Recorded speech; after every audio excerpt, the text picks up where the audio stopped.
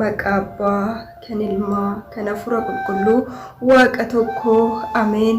Jaallatamtootaa fi kabajamtoota maatii waaqayyoo kan waaqayyoon jaallattanii waaqayyoos akkasuma caalchisee kan isin jaallatu hundumti keessaniyyuu bakka garagaraa biyya garagaraatti kan argamtanii maqaa waaqayyo gooftaa keenyaatiin akkam jirtu akkam yoo nageessan akka fedhaaf heeyyama waaqayyootti walaloo mata dureen isaa ija koo naaf banii arraba koo hiikii kan jedhu qabadhee dhiyaadheen jira. Hanga dhuma walaloo kootti akka na hordoftan kabajaan gaafadha. Egaa maatiin keenya hordoftoonni YouTube chaanalii keenya ammas nu jabeessaa kan jirtan hundumti keessaniif galata guddaa qabdu. Egaa hiriyoota keessaniif sheer gochuudhaan akka hirmaachistan kabajaan isin gaafanna. Kallattumaan gara walaloo kootti. Arraba koo hiikii ija koos naaf banii.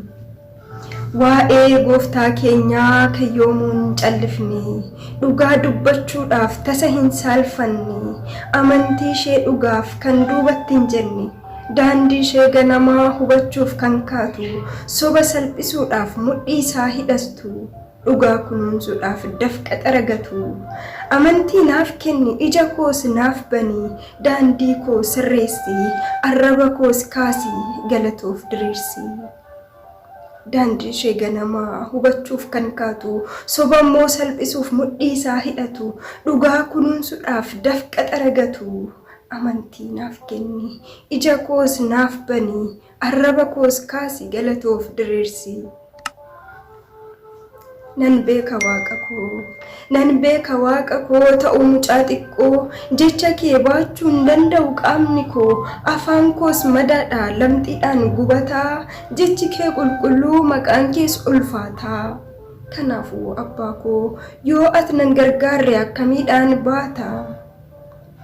Deemsi miila kiyyaa kan si'iif hin tolle dubbiin arraba koos kan gurraaf hin tolle.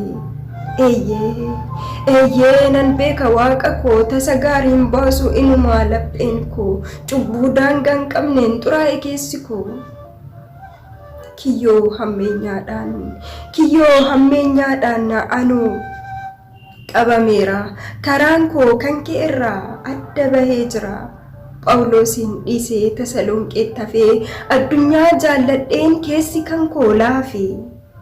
Nan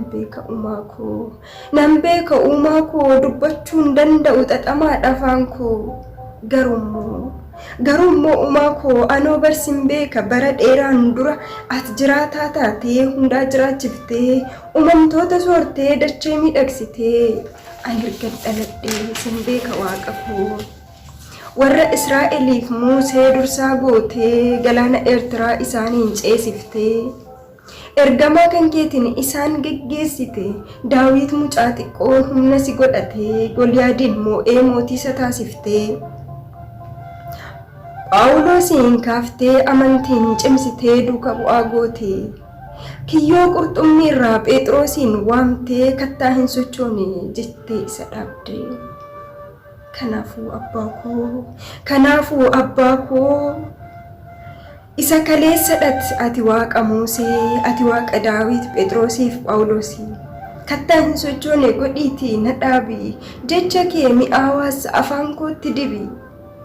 Ati isa kaleessaa ati waaqa Musee ati waaqa Daawit Phexrosiif Phaawulosii kattaa hin sochoone godhiitii na dhaabi jecha kee mi'aawaas afaan kootti dibi.